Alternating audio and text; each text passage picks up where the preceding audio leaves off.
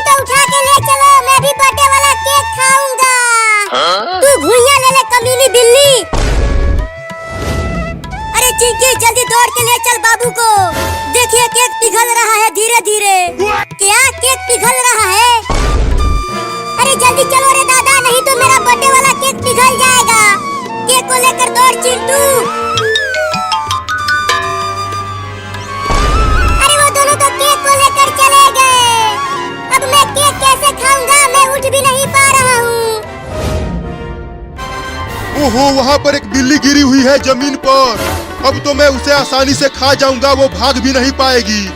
बड़ा मजा आएगा बिल्ली को खाने में। अरे बाप रे, वो कुत्ता मेरी तरफ दौड़ते हुए क्यों आ रहा है? बोल बिल्ली, अब किधर से खाना चालू करूँ तुझे? नहीं नहीं, मुझे मत काटना कुत्ता भाई, मैं बहुत बीमार हूँ। लेकिन मैं तो तुझे खाऊंगा। मैं 10 दिनों से भूखा हूँ, मैंने कुछ भी नहीं खाया है। नहीं नहीं, मुझे मत खाओ। तुम मुझे उठा कर ले चलो एक जगह, तो मैं तुम्हें वहाँ एक बड़ा आइसक्रीम वाला केक दूंगा खाने के लिए। क्या आइसक्रीम वाला केक?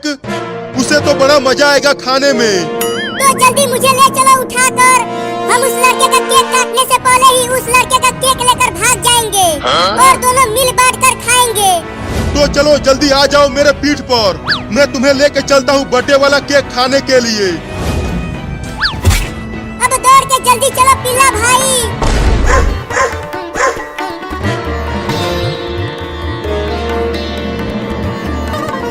हम घर आ गए। देखो चिंटू और चिंकी, अब जल्दी से चलो अंदर। ढेर सारे रसगुल्ले मेरा इंतजार कर रहे हैं। हाँ चलते हैं अंदर। मैं तो बस केक खाऊंगा पेट भर भर के। अरे मम्मी तो जमीन पर ही सो गई हमारा इंतजार करते करते। चल अब उतर नीचे बाबू। अरे माई रे, सारा रसगुल्ला कहाँ चला गया? कौन भूखड़ खा गया रे दादा? अब मैं अपना बर्थडे कैसे मनाऊंगा?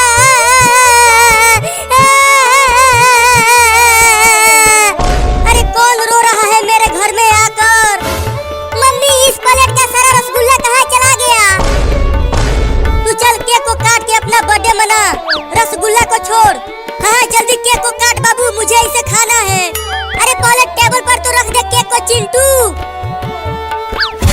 पहले मेरा सारा रसगुल्ला लेकर आओ, फिर मैं अपना बर्थडे मनाऊंगा केक काट कर। वो पूरा रसगुल्ला मैं खा गई। क्या?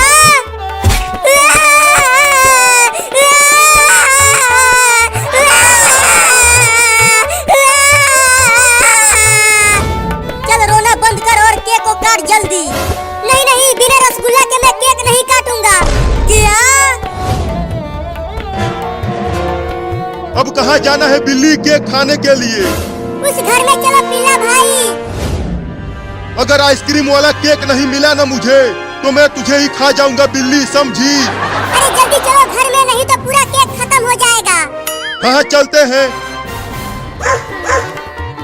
जल्दी से रसगुल्ला बनाओ ढेर सारा, नहीं तो मैं घर से भाग जाऊंगा दोबारा।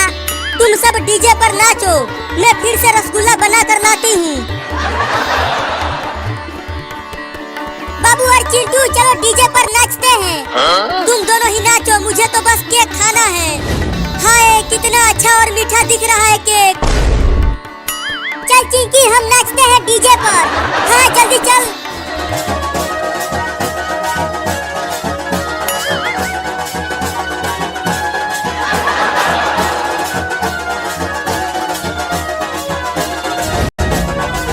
वहाँ देखो पिल्ला भाई, कितना बड़ा केक है। ओहो, मेरे तो मुंह में पानी आने लगा उस मीठे केक को देखकर। तो कैसे हम उस केक को खाएंगे पिल्ला भाई? देख बिल्ली, वो दोनों नाच रहे हैं। अब हम चुपके से उस केक को लेकर भाग जाएंगे। अरे वो केक कब आएगा रे तू मेरे मुंह में? पिल्ला भाई अब चुपके से घर के अंदर चलो और हम वहाँ से वो बड़ा केक लेकर भाग जाते हैं। हाँ चलो चुपके से चलते हैं।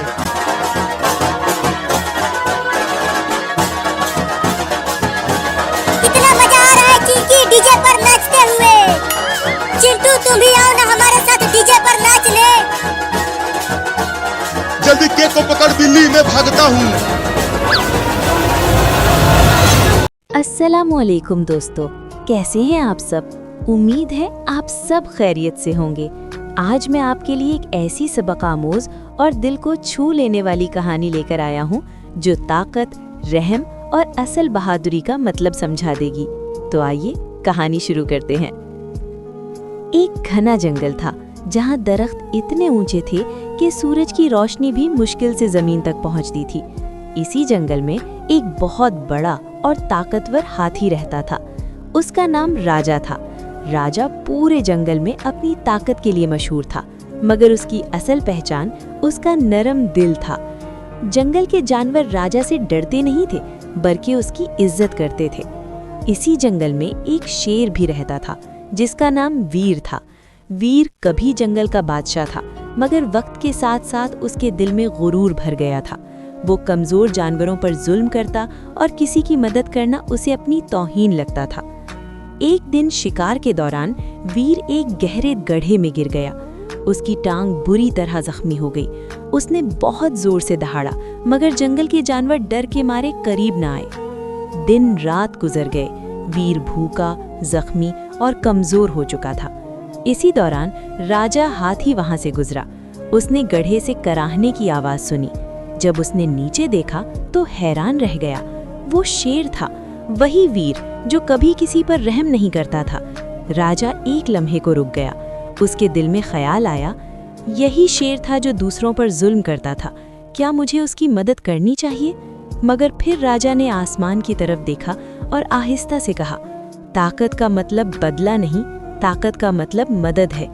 राजा ने अपनी सूंड से दरख्तों की मोटी शाखें तोड़ी, उन्हें गड्ढे में डाला और बड़ी मेहनत के बाद वीर को बाहर निकाला। वीर दर्द से कराह रहा था। उसकी आंखों में आंसू थे।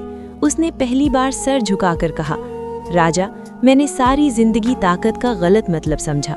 आज अगर तुम न होते तो मैं मर जाता। राजा मुस्कुराया और बोला, आज तुमने सीख लिया तो यही काफी है। कुछ दिन बाद वीर ठीक हो गया, मगर अब वो पहले जैसा नहीं था। अब वो कमजोर जानवरों की हिफाजत करता, जंगल में इंसाफ कायम रखता और सबसे ज्यादा एहतराम राजा हाथी का करता। जंगल में एक नया कानून बन गया, ताकतवर वो नहीं जो डराए, बल्कि वो है जो बचाए।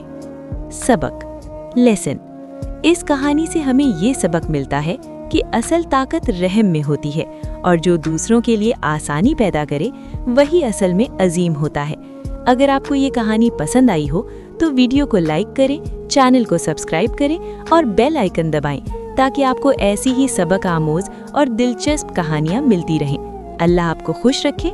मिलते हैं अगली कहानी में।